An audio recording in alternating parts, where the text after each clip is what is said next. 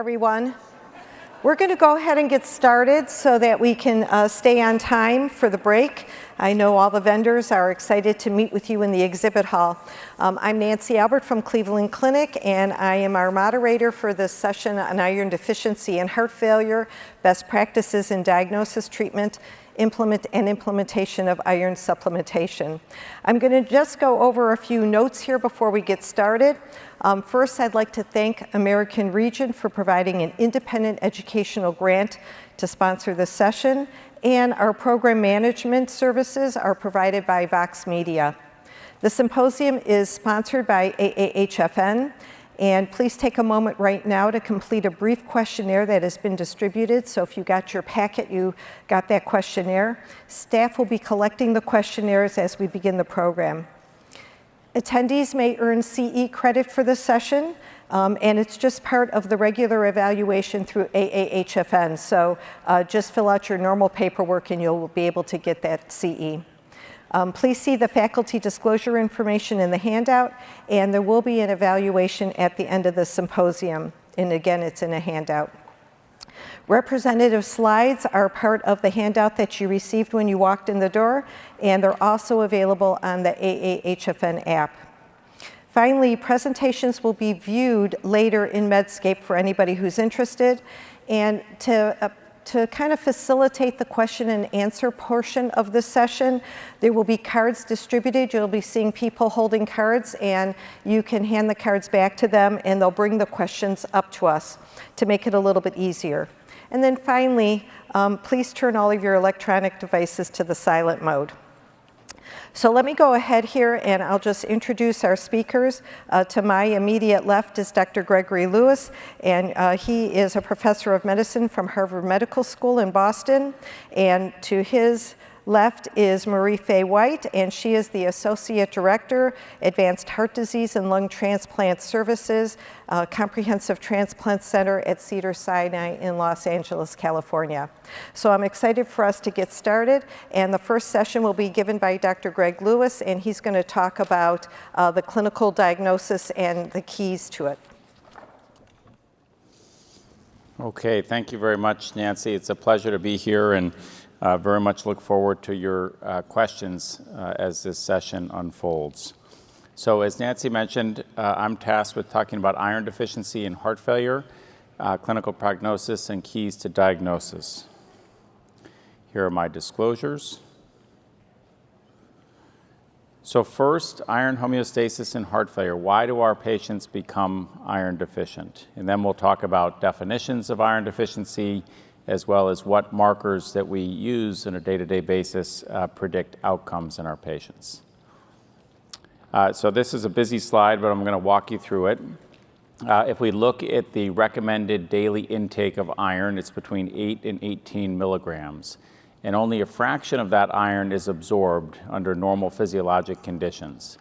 One of the things that contributes to iron deficiency in patients with heart failure is reduced absorption. Much as we observe reduced absorption of things like loop diuretics that we give our patients, we know that there can be decreased absorption of iron. And this can be from gut edema. There can also be reduction in nutrient intake, and something not pictured on this slide, but use of proton pump inhibitors with increase in pH in the stomach can also impair absorption of iron. So that's part of the picture here. Another part of the picture is that iron gets trapped in areas of the body in which it can't be biologically active, and that's typically in the reticuloendothelial system. And so we know that hepcidin, which is produced in the liver, tends to block ferroportin, and so it essentially traps iron within the reticuloendothelial system, and it also contributes to reduction in iron absorption in the gastrointestinal tract.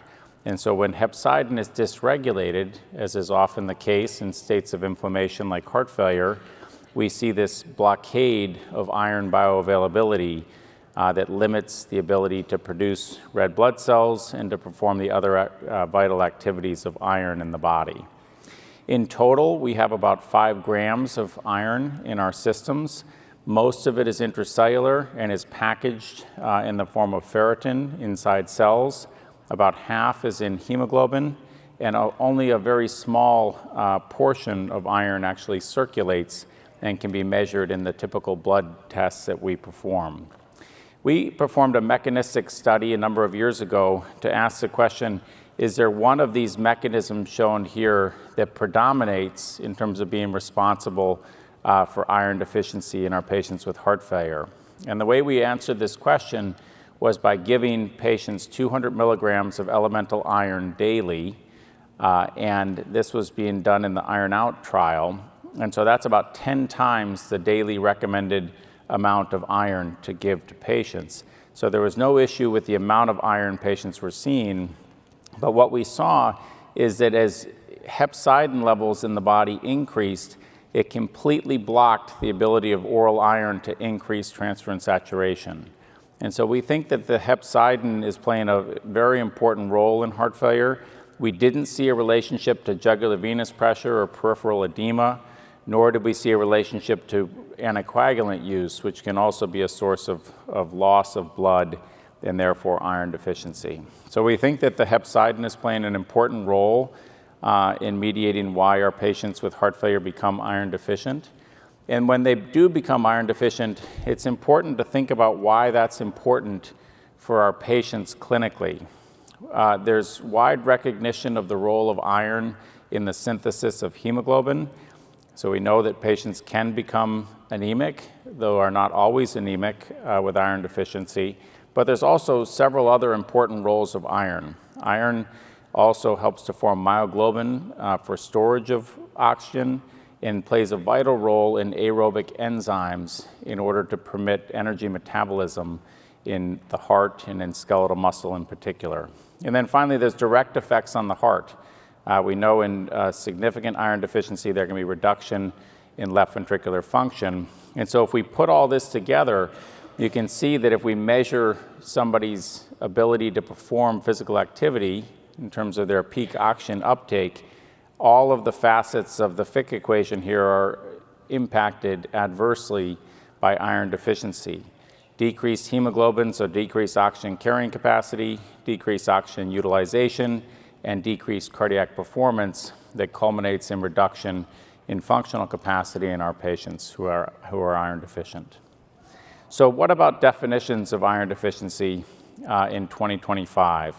And how often should we be checking iron studies in our patients with heart failure? So iron deficiency has been defined in various ways. I don't know how your electronic medical records display the iron studies in terms of what's normal and what's abnormal, but at our institution, they are not adapted to the heart failure definition and use. And that's in part because if you look at the WHO definition of iron deficiency, it's actually a ferritin level less than 15. Others will use a ferritin level less than 30, and that can be thought of as absolute iron deficiency. When there is not enough ferritin in the body, there's very little ferritin in circulation because there's absolute iron deficiency. In heart failure, we've adapted definitions actually from the renal literature in order to account for inflammation in the body. And inflammation tends to drive up ferritin levels, and therefore we're more permissive and say that ferritin below 100 can be used as a definition of iron deficiency in heart failure, or up to a level of 300 if the transferrin saturation is below 20%. So these are the ways that you get to a definition of iron deficiency that's used in the guidelines, and it's been used in all of the iron repletion trials that you'll be hearing more about from Nancy in a few minutes. And so you can think about ferritin less than 100 or ferritin up to 300 with transferrin saturation below 20% as a definition of iron deficiency. That has been challenged somewhat recently because if you look at what correlates best with how much iron is in the bone marrow in order to be available for synthesis of red blood cells and hemoglobin, it turns out that tends to correlate more with levels of iron in the body and with transferrin saturation. So some have advocated that we should actually just be looking at the iron levels. And remember, iron divided by TIBC constitutes the transferrin saturation. So levels of iron and levels of TSAT are very closely related. but an iron level in the serum of less than 13 micromolar, or a transferrin saturation, iron divided by TIBC less than 20%, are alternative ways to define iron deficiency. My take-home point from this is that if your patient has a transferrin saturation less than 20%, you should really pay attention to that value because we know that constitutes functional iron deficiency that's been shown to benefit from iron repletion therapies. What about prevalence? You can see whether it's heart failure reduced ejection fraction, where most of the data is for iron repletion, heart failure mid-range ejection fraction, or heart failure preserved ejection fraction. This is a very common diagnosis in heart failure using the guideline definition that I just indicated.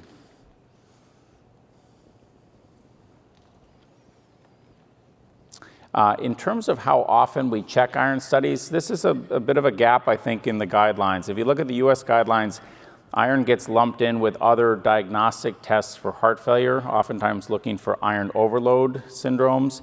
And so there's recommendation to perform iron studies as part of the initial evaluation of somebody with heart failure. But it's very different than, say, something like natriuretic peptide levels, where we have evidence to say, let's check them when we see a patient with heart failure, with suspected heart failure, see them with chronic heart failure, see them in the emergency room. There's much less guidance in terms of how often we should be looking at iron studies. And it's important to note, we check basic metabolic panels on our patients all the time. That same green top tube can be used to measure iron studies in our patients at a cost at our institution of about $9. So it's a very simple assay to run, but I think if we look at our institution and nationally, iron studies are not being checked as often as they should be. So if we look at the European guidelines, they do mention that there should be periodic screening for iron deficiency. If we look at the US guidelines, there's no class 1 recommendation for periodic screening for iron deficiency. And importantly, in data that's going to be published very soon, looking at the HeartFit trial, what we found is that oftentimes patients reclassify. This Sankey plot shown here just shows that there's categories of patients with iron deficiency becoming no longer iron deficient, but also importantly, patients in whom you may check iron studies the first time and they don't have a low transferrin saturation, and then upon repeating their iron studies, they do. So I think we're probably under measuring iron in the clinical setting, because if we do perform repeated measures, we're likely to find it in our patients given the high prevalence levels. And so this is from the Heart Failure Society of America scientific statement on iron deficiency that I co-chaired a couple of years ago. And at that time, what we advised was that there should be at least annual iron studies done to surveil for iron deficiency. If you do find iron deficiency and replete it with intravenous iron, then it makes sense to repeat iron studies. Oftentimes we'll find that our patients remain replete at the 3 and 6 month period, but we don't want to miss out on the opportunity to maintain iron replete status in our patients. And so I think that the frequency, as more data emerges in this regard, will likely shift to more than once a year and probably on an every 6 month basis, though that is not yet part of guidelines. And then finally, when we look at these iron studies in our patients, what do they tell us about outcomes? Are there certain iron studies that tend to track with how patients are going to do more than other iron studies that we perform? And so that's the final part of this lecture. I think one of the important things to emphasize is that we really want to dissociate iron deficiency and anemia.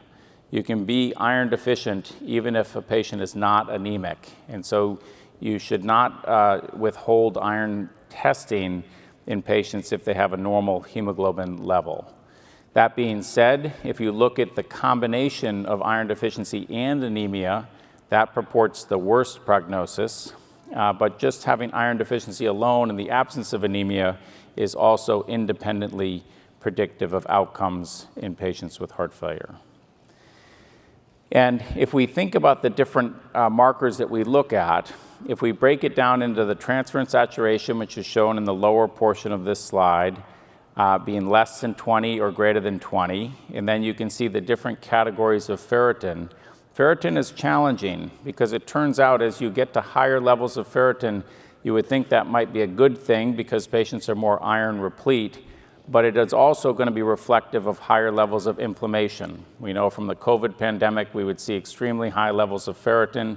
That did not mean our patients were all of a sudden, iron replete and ready to go.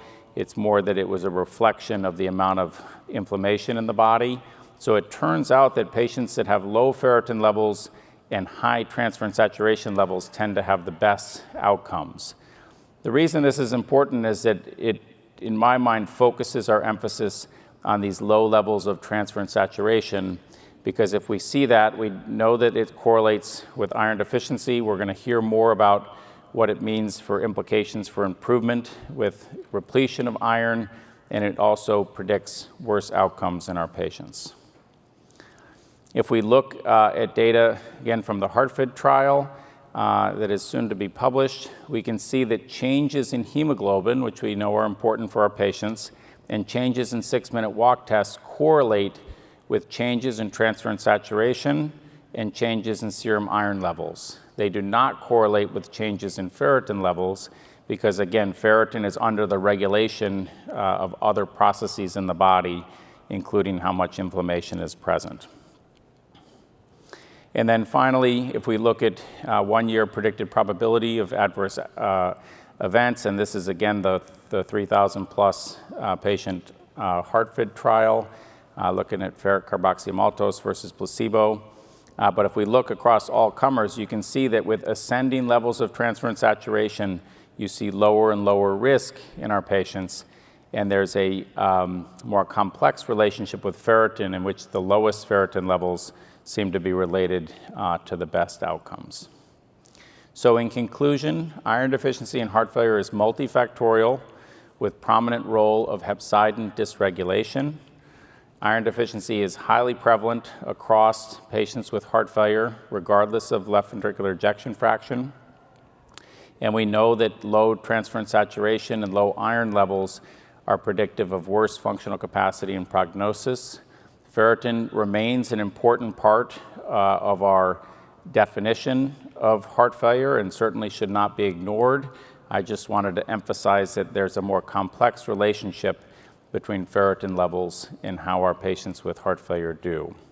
At present, I would recommend the implementation of the guideline-based definition of iron deficiency in heart failure as we continue to accrue more information about how best to take care of our patients with iron deficiency.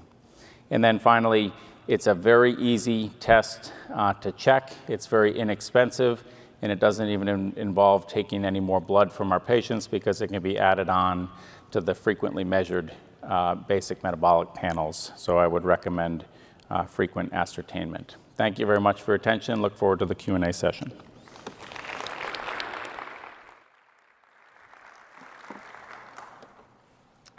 All right, I'm going to be discussing treatment of heart failure, and we'll go ahead and get started here. My disclosures. So I'm going to start with oral iron therapy, and people always ask, what's the real benefit of it, or is there benefit of it? We know that a lot of our patients may not get a good absorption rate. You can see about 10 to 15% is absorbed, and we know that ideally it should be given about 30 minutes before meals to help increase its absorption, and some patients have trouble with it. They get nausea, they have diarrhea or constipation, they feel this metallic taste in their mouth, and it may lead to discontinuation. But we do know that if in 1 to 3 weeks, if the hemoglobin and reticulocyte count increase, most likely it is working and doing what it's supposed to be doing.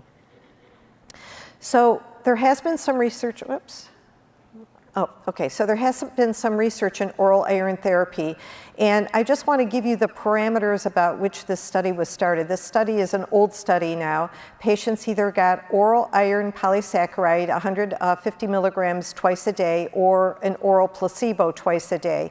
And they were studied for 6-minute walk test and Kansas City cardiomyopathy questionnaire at 8 weeks, and then at 16 weeks, they had a cardiopulmonary exercise test, plus again the 6-minute walk test, the quality of life assessment with Kansas City cardiomyopathy questionnaire, and biomarkers. And you could see that the patients needed to have heart failure and reduced ejection fraction, had to be symptomatic functional class 2 or 3, and again, they were given one or the other. You could see that the ferritin level had to be between 15 and 100, and, or it could be less than 300 with the TSAT of less than 20%, using the same guidelines that Dr. Lewis just talked about. So how well did it do? If you look at the figure on the left, that is looking at peak VO2, and you could see there was really no difference between the oral iron and the placebo group. And if you look at the little box on the top, you could see they're looking at ferritin levels, and again, the red represents the oral polysaccharide group, and again, really no difference in levels between baseline and 16 weeks compared to the placebo group.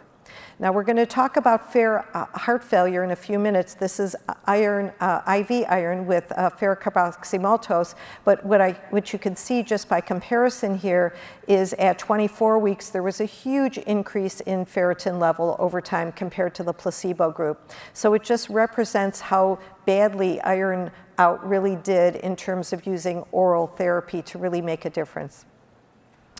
And again, high hepcidin levels can predict poor responsiveness to oral iron, and Dr. Lewis did a great job of explaining why that is. So here's some early iron studies. I'm put the two side by side because you can see the inclusion criteria are very similar. Fair heart failure, these are both studies that had small sample sizes compared to what we're used to today, under 500 patients in each one of these. Fair HF looked at over a 24-week period. Confirm HF looked over a 52-week period. These studies were done mainly in Europe. Patients had to have symptomatic heart failure, EFs of less than 40% or under 45%. And again, the definition of iron deficiency was as we've been explaining. And both groups got ferric carboxymaltose IV as the treatment or placebo. And down in green on the left and in the confirm in yellow on the right, you could see the outcomes of interest for both studies. And you could see they were really similar: quality of life, 6-minute walk test, global assessment, so that's the patient's perceptions of how they're feeling. And then again, New York Heart Association functional class. But you'll see in the confirmed heart failure study, they actually added time to first heart failure hospitalization. So it started becoming a little bit more rigorous in terms of what we were measuring. And so if we look at fair heart failure, they did have improved outcomes at 4 weeks. That means their quality of life improved, their patient global assessment of how they were feeling improved, functional class was better, and 6-minute walk test improved. In confirmed heart failure, they had very similar results. 6-minute walk test improved at 24 weeks, quality of life and fatigue improved at 12 weeks, and time to first hospitalization also improved. And you could see time to first hospitalization in the lower left corner of that figure there. There was actually a 61% reduction in time to first hospitalization in patients who got IV ferrocarboxymaltose compared to patients who got the placebo. And up at the top, you could see the 6-minute walk test difference. Again, the red bar represents the oral or the IV ferrocarboxymaltose, and the blue line represents the patients who got the placebo. And again, a huge improvement in terms of ability to get around and feel comfortable walking. So quality of life is represented there. And then after that study was done, and now we started getting a signal that maybe heart failure hospitalization could be very important, 2 new studies came up. Affirm acute heart failure is on the left side, and Ironman is on the right side. In the first one, Affirm acute heart failure, they use ferric carboxymaltose. In Ironman, they use another agent, ferric durasimotose. And you could see that the outcomes were slightly different. In Affirm heart failure, it was total heart failure hospitalization and cardiovascular death. And in Ironman, it was recurrent heart failure hospitalization and cardiovascular death. And you could see that for both of these studies, they missed the mark in terms of the typical p-value of 0.05. And so they were just a little bit off. So it was, and then what they did, because both of these studies were done during the COVID era, is they wanted to control for patients who had COVID and maybe were rehospitalized for other reasons, respiratory distress, et cetera, due to respiratory illnesses. And so when they redid the analysis after controlling for COVID, you can see for AFFIRM acute heart failure, there was a nominal improvement. The p-value was now statistically significantly improved, and there was a 26% reduction in heart failure hospitalization. In the Ironman study, that was also statistically significantly improved. And again, so we started seeing these signals where we started to believe maybe there could be a benefit from a greater standpoint, not just quality of life, but also rehospitalization for our patients. And a Bayesian meta-analysis was done putting all of these 4 studies together.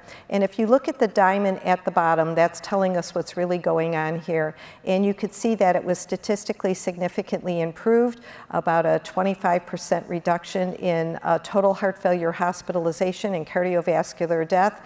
The little point on the right came right up to the line of unity, so the p-value was just under the level to say statistically significant. But there was a comment that was in the paper saying, you know, we don't know if we'll see the same results if we repeat it because it was so close to the significance level. And so more research was needed. All right, so then HeartFID came to life. Now, HeartFID is a study that was led by Rob Mentz from Duke University Medical Center. So this is really the first study that was led in the United States versus being carried out mostly in European countries. And again, you could see patients had to have stable heart failure and reduced ejection fraction. And patients were randomized 1-to-1 to get either ferric carboxymmaltose or placebo. You could see some of the other criteria. Again, the serum ferritin and the TSAT levels were exactly what we were talking about in terms of what we use as our cut point norms for patients with heart failure. And this time what they did is they looked at hospitalization for heart failure within 12 months or an increase in natriuretic peptides. And the primary outcome was 1-year death, 1-year heart failure hospitalization, and changes in 6-minute walk distance at 6 months. The top secondary endpoint was time to cardiovascular death or first heart failure hospitalization.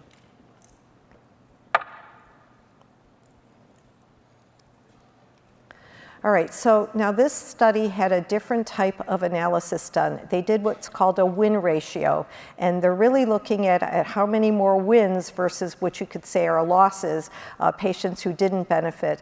And so the p-value, the target p-value wasn't 0.05. In this study, it was less than 0.01. The p-value that they got at the end of the win ratio was 0.019, so it did not meet its target.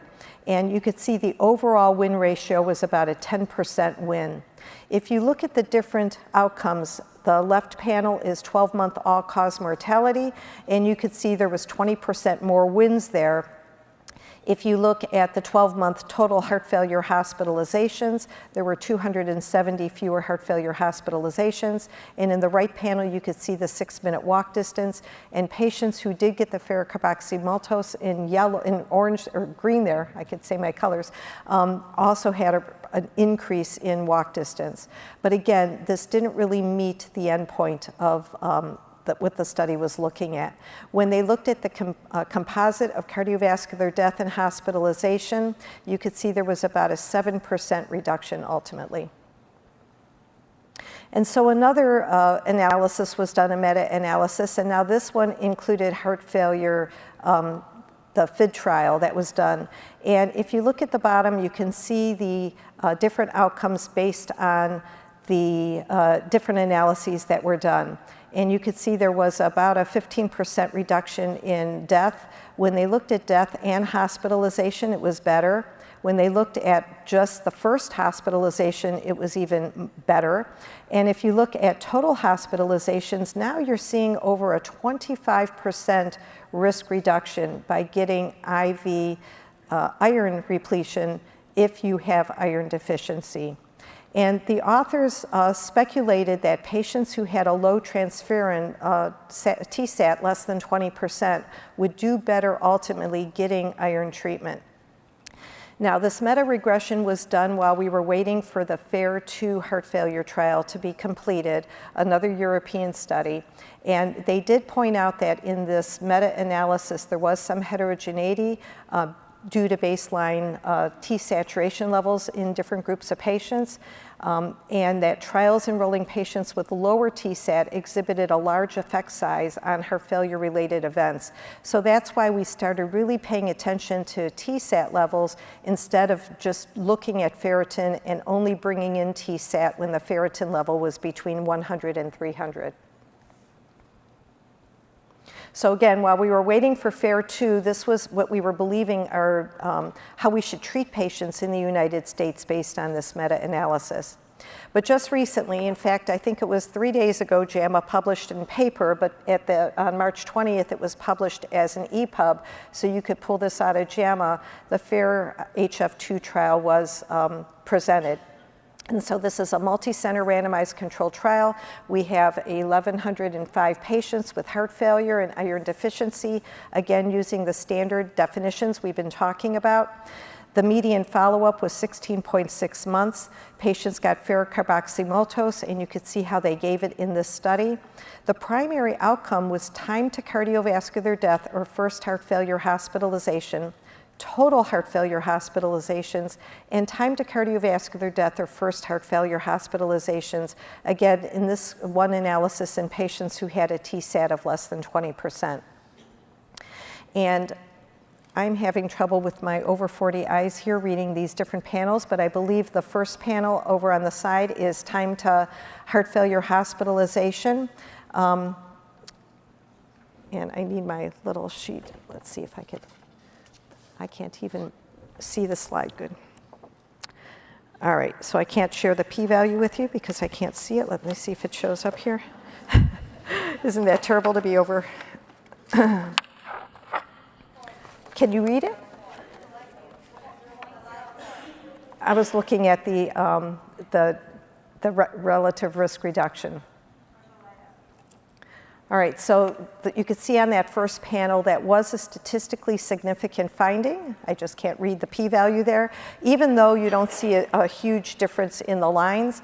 The next panel over, can you guys read that? All right, so the next panel over had a wider difference between groups, but if you look at the p-value, it was not statistically significant. They must have had a lot of overlap. And then the panel on the right, again, time to hospitalization and, all right, so you can, I'm so sorry, I can't see that, it's just too small. So again, you could see that that did show statistical significance. Now, if you look over here, again, at these two panels, you could see on the left is 6-minute walk distance, and you could see where the confidence intervals overextend between the two groups. They almost like buddy up. Those are the little whiskers that you see going up and down. And so there was no statistically significant difference between groups, but you could see that the patients who got IV carboxymaltose seemed to have a little bit an advantage. They are the lines in blue. If you look over on the right, this is change in, can you guys read that?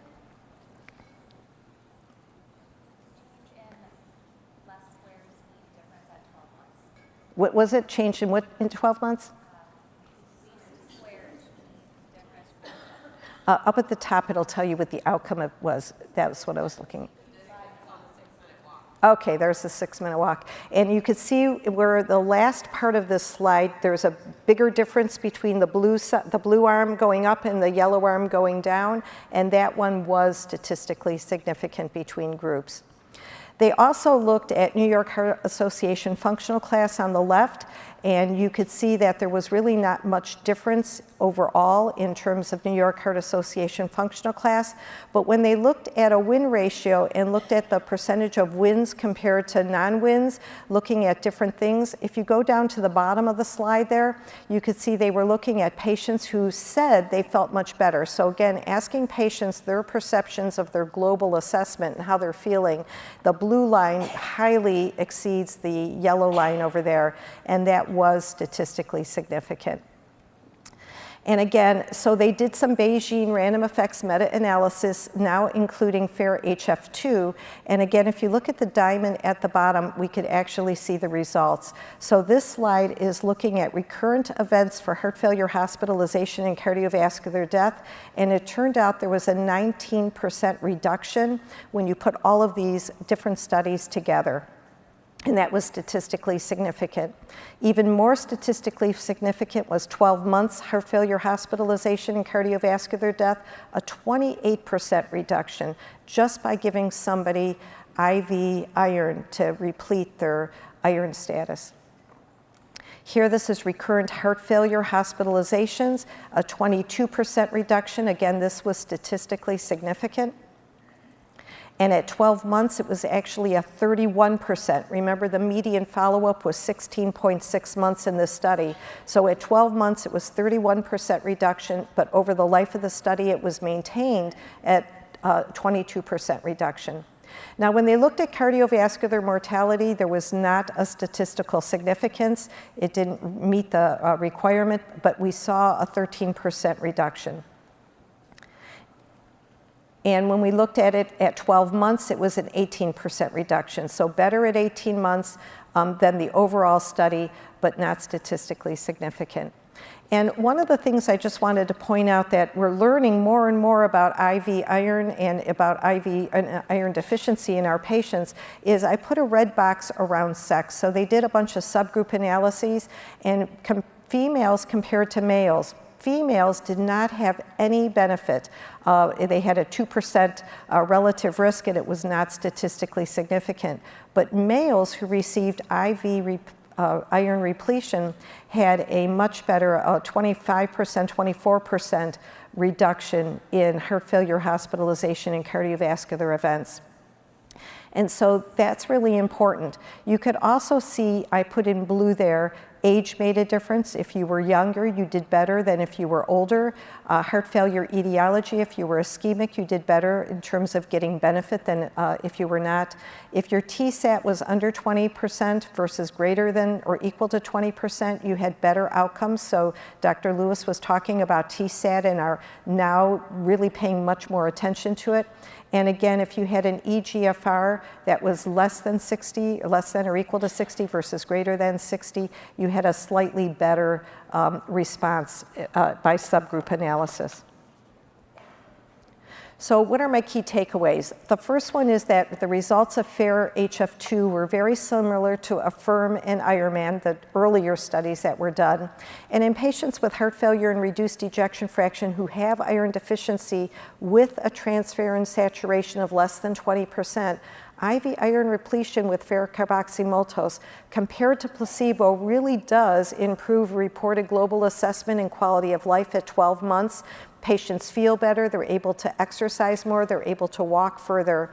And of course, it's safe to use. And based on this meta-analyses that we have, putting a lot of studies together and getting to a bigger sample size, now we could see there's a fairly robust reduction in heart failure hospitalization, not so much in cardiovascular death, but really in the heart failure hospitalization side. Among women, there was no event reductions for cardiovascular death and heart failure hospitalization, so further exploration is needed. We need to find out why. And iron deficiency assessment can be based on low serum ferritin or low transferrin saturation if the serum ferritin is between 100 and 299 or under 300. So we need to keep these numbers in our head so that we can order the right tests and be able to tell very quickly when our patients are in trouble. So with that, I'm going to stop and have Faye come up and talk a little bit about the next topic, which is a case presentation and actually talking about management of patients with iron deficiency.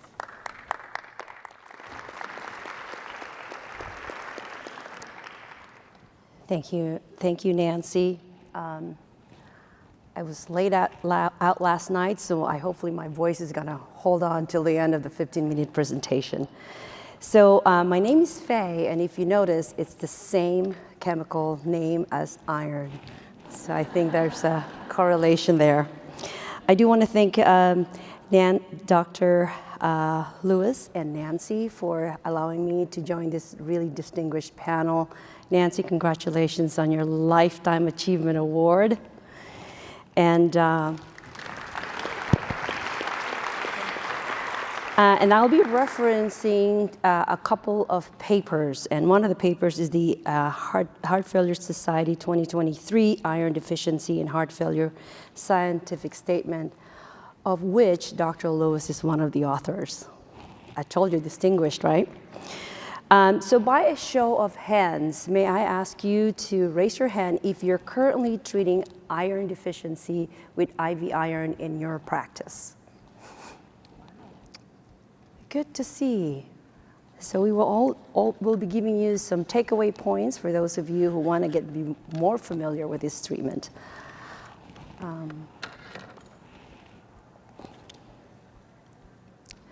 So sadly, no disclosure. I will do a case presentation, and I'm going to do it rapid fire, like you're attending at rounds will say, 2 minutes or less, tell me about this patient. So let's see if I can do that. So GCM is a 59-year-old male with a past medical history of dilated cardiomyopathy, type 2 diabetes, hyperlipidemia, hospitalized for acutely decompensated heart failure at an outside facility, and was transferred to our facility for consideration for heart transplantation. On admission at outside hospital, he reported dizziness, fatigue, lower extremity edema, and shortness of breath. He had 3 prior hospitalizations for heart failure in the last 2.5 months. Prior to the transfer, he underwent placement of cardiac resynchronization defibrillator, right heart catheterization was completed, and placement of pulmonary artery hemodynamic sensor. TEE cardioversion was completed for atrial fibrillation, and a thoracentesis for pleural effusion was done. At our facility during his transplant workup, he was noted to have a left adrenal mass, for which he underwent a left adrenalectomy. He was a febrile. Oh, sorry. There you go. Sorry about that. He was a febrile, blood pressure 95/66, pace heart rate of 70, height 5'3", and weight 71 kilograms. Medications include SGLT2 inhibitor, bumetanide, and MRA. Beta blocker and ARNI were held because of low blood pressure. He's on heparin drip instead of the DOAC. He's on a statin, oral potent pump inhibitor, oral iron replacement, and this digoxin was changed to Monday, Wednesday, Friday. He had no known drug allergies. Did I hit the 2-minute mark? So clinical data consisted of an echo with an ejection fraction of less than 20%, severely depressed RVE function, RVSP of 50. His additional clinical data, as you can see here, his BNP was 3,000 on admission, and with aggressive diuresis, it went down to 1773, white count of 8.28, hemoglobin 9.7, hematocrit 33.1. His other labs, such as the metabolic panel, was within normal limits. Note his creatinine is 0.58, phosphate is 3.9, and his LFTs were normal. Iron panel showed serum iron of 26, ferritin 202, folate 10.4, hemoglobin 9.7 again. Transferrin saturation is 12%, TIBC 213, retic count of 2.4%, and a B12 of 608 level. So his management was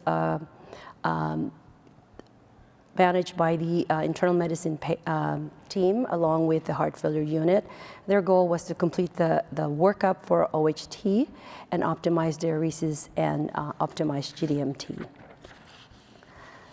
So what happened during his hospitalization? After the lab review, the team concluded that the patient needed to be repleted with some IV iron. So he received carboxymaltose. from moving forward, I'm going to refer to it FCM so that I don't have the tongue twisting. He got 1,000 milligrams IV infusion over 15 minutes with no adverse effects. He received education regarding iron deficiency, IV iron treatment, and follow-up. He was subsequently discharged. However, a week later, he had to be readmitted before we could even see him in the clinic for hyponatremia and hypotension for about 3 days. After his discharge, second time around, we saw him in the clinic. His blood pressure was 95/59. He reported New York Class Association Class 3 symptoms. We reviewed the meds. The oral iron, thankfully, was discontinued. He remained, his ARNI and beta blocker remain on hold. And you can see here his iron panel from 4/28, which is about 5 weeks since his infusion, and an improvement in his total iron to 58, transferrin saturation is 38, ferritin 205, hemoglobin improved a little bit to 10.4. His white count bumped a little bit to 14.5, and probably because he just had surgery for his adenolectomy. And his phosphate level dropped to 2.5, but it's still in the low normal. So at clinic, we decided to hold off any further IV iron repletion to bring him back in 2 weeks for reevaluation and labs. And if needed, we were going to refer him to the outpatient infusion clinic for iron supplementation. So I think Dr. Lewis covered the inclusion criteria that was used. This is predominantly used in a lot of the trials, but let me just review it. So the paper by Kido and Bivers is one of the papers I'll be referring to quite a bit in my presentation. They shared this suggested inclusion and exclusion criteria, which includes LVEF equal or less than 50%, ferritin level of less than 100, or ferritin 100 to 300 with a TSAT of less than 20% and a hemoglobin of less than 15. So pretty much a lot of the clinical trials utilize this criteria. So for exclusions, patients with active infection, hemochromatosis, acute liver disease or hepatitis, pregnancy, and any history of severe hypersensitivity reactions. The Fishbane reaction, which is characterized by chest tightness, joint pains, and flushing, as well as some mild and moderate hypersensitivity reaction, you can actually try to re-challenge the patient with IV therapy for iron if the benefits outweighs the risk. So conditions that you would consider IV iron therapy with caution are polycythemia, active bleeding, recent stroke, acute coronary syndrome, shock, malignancy, hemoglobin of less than 8 that is not attributed to iron deficiency, and also some of the advanced heart disease patients with LVADs or heart transplant. So then how do you choose the formulation? So our patient GCM received FCM. As you can see in this table, ferric carboxymaltose is the only IV iron preparation that is indicated for use in heart failure population. So if we think about our patient who was 71 kilograms, his hemoglobin was less than 14, it was actually 9. So he received 100 milligrams. This is a weight-based calculation in terms of the dosing for this formulation. So 6 weeks later, we saw him at week 5, but we deferred his further repletion. But if we were to see him in week 6, and his hemoglobin is between 10 and 14, which at week 5 met this criteria, we could have given him 500 milligrams because we were concerned about the leukocytosis and the mild decline in his phosphate. It was decided we were going to hold off giving him further repletion. What about some practical considerations when you are trying to prescribe this therapy in the outpatient setting. So fortunately, if you're practicing in the inpatient, your patient needs some IV iron, you could easily just write the order. If you have an order set, you can do that. However, in the outpatient setting, it could be a little bit more challenging, and as a clinician, you have to familiarize yourself with the different codes. So in this box here is an example of what you would need to get prior authorization for a therapy such as FCM. The HCPCS code is very specific to the drug you're prescribing. For instance, FCM, you would use J1437.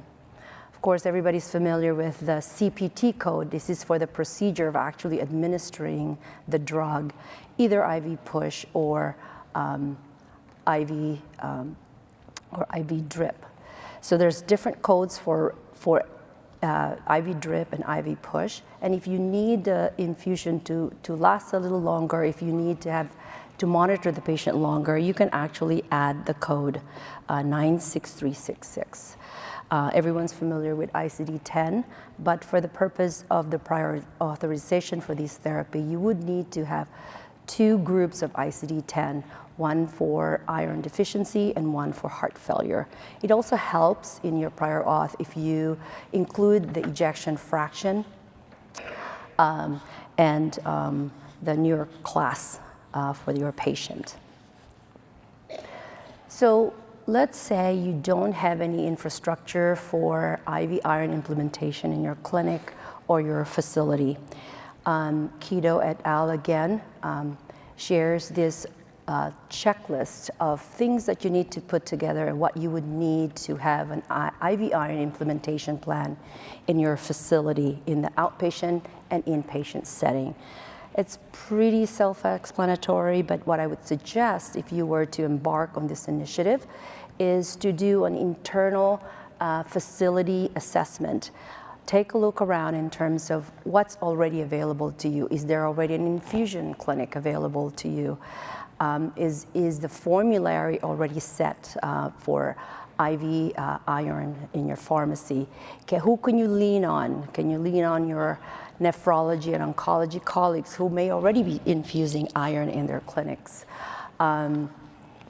Seek the collaboration of your pharmaceutical representatives out there who may be able to share some resources for you, such as coding guidelines, non-branded patient and provider education packets.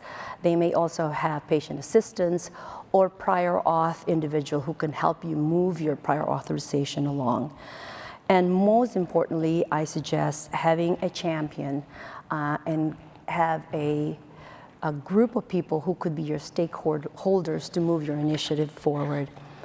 If you don't have anything at all that exists to support your initiative, you could also lean into your administration to develop a business plan, because there's actually revenues to be made in IV iron therapy in the outpatient setting. What are the things that you need to prepare? How many of you utilize Epic as your EMR? So you're very familiar with how you can actually standardize everything from a progress note, developing smart phrases, developing your scheduling template in Epic. You can even set alerts in terms of some iron panels that comes back grossly abnormal.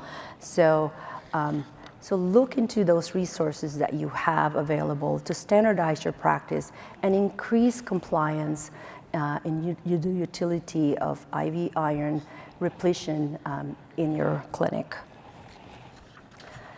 So there are more practical considerations that are suggested in the paper I referred to by Keto and Beavers. One of the things that they showed in a diagram here, saying that the gap in the evidence and real-world practice could definitely be bridged if we just go about it in a very, very structured way. So you can see here in this diagram outlining the things that you need to do for your patients. You could utilize internal resources, your own infusion clinic, but you could also look towards your community. In this particular article, I'm referring to the two pharmacists who led this, paper, actually from West Virginia. How many of you are from there? They even had a map where patients can be sent and referred to for IV iron infusions. There are other figures that are in this paper looking at how do you develop a workflow for remote management of the IV iron patients. You can even develop a checklist in terms of transitioning your patients from inpatient to outpatient and vice versa, so you can ensure the continuity of care and not double dosing patients with the therapy. And an important thing really that we would also need to implement is staff and patient education, educating them on the adverse effects of these drugs, although it's pretty minimal. I think people are very concerned about this, but if you look at the hypophosphatemia, for example, side effect, there's less than 10% people who would have a drop in their phosphate level. It seemed to be more elevated among the adolescents, like up to 13%. But anyways, summary and takeaways, the prevalence of iron deficiency is estimated to be 50% in the heart failure population, and it can go up to 80% in our post-acute heart failure patients. It is underdiagnosed and undertreated. Only 1 in 5 heart failure patients with ID receive treatment. There is robust clinical trials that have proven the benefits, efficacy, and safety of IV iron therapy, yet we don't prescribe them as they should. Clinicians, I challenge everyone to think of it as one of the pillars of GDMT to improve your patient's overall quality of life, exercise capacity, and reduce hospitalization. IV iron therapies may be feasibly implemented using available suggested toolkits and resources. I would like to close this part of our presentation with a little anecdote. I have this dwarf citrus tree in my backyard.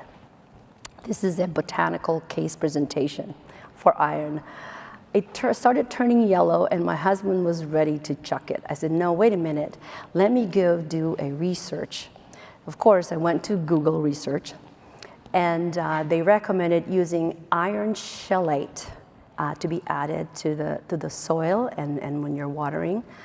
And this thing that was trying to die, all of a sudden, weeks later, turned deep green, and a month later, it was blooming. And this past spring, we got in this dwarf tree, 100 juicy mandarins. So think of your patients in that way, perhaps, and sprinkle them with iron.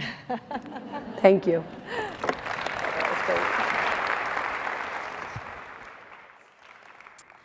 All right, we're able to take questions from the audience. There are speakers on both sides of the room, and people are holding up cards if you want to write down your questions. I know we only have about 5 minutes left to go, so we want you to be able to get out on time for the exhibit hall. While we're waiting for questions to come up, I'm going to ask Dr. Lewis and Faye, at least in my setting, oftentimes physicians automatically want to put patients on oral iron supplements first because you could get them at the drugstore, they're readily available. If that happens, how long should you wait before you say, okay, let's get to the next phase? What do we want to think about for our patients? Yes, thank you for the question, Nancy. So I think that the most definitive evidence to address that question is the Iron Out trial, in which we designed that study to give much more oral iron than you would have in your daily recommended iron intake. And so there was really no change in iron stores with high-dose oral iron. So I do not go through a progression of waiting to see if someone responds to oral iron first and then moving to IV. We go directly to the intravenous iron. Nancy relayed that there are side effects from giving oral iron. There's now excellent evidence base for the intravenous preparations. They also, if we think about polypharmacy for our patients, the idea of taking a pill every single day that's unlikely to have a positive impact and can have side effects versus giving a medication oftentimes only once annually. In the Hartford trial, 70% of patients where we checked their iron studies at 6 months into the trial didn't need another dose of IV iron because their iron studies remained replete after the 6-month period. So you don't have to give the IV doses very often, so I recommend going directly to IV. And how often do you worry about phosphatemia, hypophosphatemia, and treat it? Or do you even assess it when you're giving IV iron? I think it's helpful to include, if you're thinking about this patient has significant iron deficiency and he might need IV iron, to just add a folate level, a phosphate level to your electrolytes panel, and keep an eye on it. As this case that I had, there was a slight drop, but apparently it can self-correct itself in about 35 days. It will go back to normal without treatment. But if the patient becomes symptomatic or has issues with fractures or whatever, other pre-existing that might contribute to hypophosphatemia, you can actually give them repletion. All right, we're going to do a very quick question answer so we can get maybe a few more in here. This one is, what's the best way to diagnose iron deficiency and heart failure? I would say to you that if you're somebody who writes or has prescription privileges and you can write lab orders, in our setting, every single year patients get a battery of lab tests done, and I've started adding on ferritin and TSAT to that list. So at minimum, every year my patients get assessed while I'm doing their CBC and their basic metabolic profile or comprehensive metabolic profile and N-terminal pro-BNP. So I think we just need to get in the habit of just making sure, because remember, somebody may not have a low hemoglobin, but may have iron deficiency. And then I'll go rapid fire on these. There's a question about vitamin C with oral from a nutrition class 30 years ago. You're absolutely right. Vitamin C can actually help to convert ferric to ferrous iron, and so that it can facilitate absorption, particularly from plant-based sources of iron. But again, unfortunately, oral iron doesn't prove efficacious oftentimes for patients with iron deficiency, so whether or not you have vitamin C on board. There's a question about what about the patients who have a low transferrin saturation, but the ferritin may be in excess of 300? This is a terrific question. And I think it was a similar question about what criteria will help make sure that we can get these medications to our patients and get them approved and so forth. So I would say the on-the-record answer is to go with the definition of iron deficiency, which is the ferritin up to 300 with a low transferrin saturation. It turns out some of the trials, including Ironman, went up as high as 400 for a ferritin level. And certainly in the nephrology literature, those patients oftentimes have higher ferritin levels and still get iron repletion. So I think there's likely a role, but we don't have the evidence yet for those higher ferritin level patients. So that's an excellent question.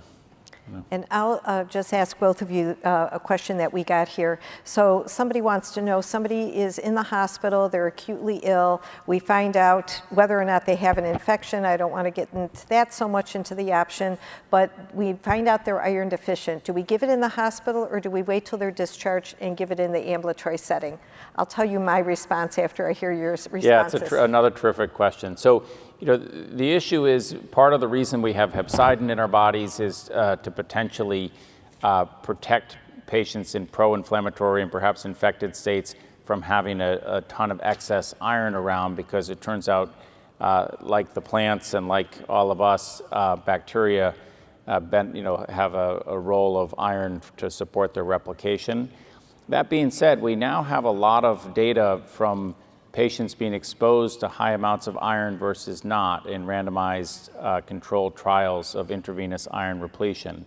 And if you look in HeartFid, if you look in Ironman, we're not seeing any increased rates of infection in those that get intravenous iron repletion versus those that don't. In fact, Iron may actually have a role in supporting immune regulation in terms of infection. So this has been carried forward from the recognition of the fact that iron is a obligate component for bacterial replication, but we really don't have an evidence base to suggest that patients' infections are going to explode if they get iron. So I think certainly if somebody has a high-grade bacteremia in the hospital, then it makes sense to perhaps wait for them. But that being said, in terms of people that have all kinds of other infections, the hospitalization course can be a highly convenient time to administer intravenous medicines that can stay with patients for a long time. So we tend to focus on the hospitalization as an opportunity to replete patients' iron. I totally agree with that. It's one of convenience, right? You have a captive audience, give it to him. Because if you wait for the patient to get their iron therapy in the outpatient setting, there may be delays in authorizations. So if you have the patient there and you kind of feel like you can monitor them, I mean, they're every day. If you're concerned about leukocytosis, you can check the white count after you give the iron. So my answer is a little bit different, but similar. I would agree that if somebody was acutely ill, they're going to be in the hospital for a few days anyway, that we would just have them stay and get it. However, if the patient is ready to be discharged and you need to give IV iron, if you give it in an ambulatory care center, you're going to probably make money on it because of the way the billing system is set up for IV iron or IV infusions. If you give it in the hospital, it's going to be a very expensive drug and you may not make money. You know, your reimbursement is based on a DRG. So in our center, we really base it on what's going on with the patient and can they have it in the outpatient center, and we'll just have them come back within 7 days and go straight to our IV infusion center, which is ambulatory. So the patient's in a comfortable chair for a very short period of time. This is not a long infusion, and as Dr. Lewis said, oftentimes at 6 weeks when we do our reassessment, they don't even need a second infusion. So with that, we are out of time. We're very happy that you guys attended this morning, and I hope everybody else really enjoys the rest of this conference. Have a great one.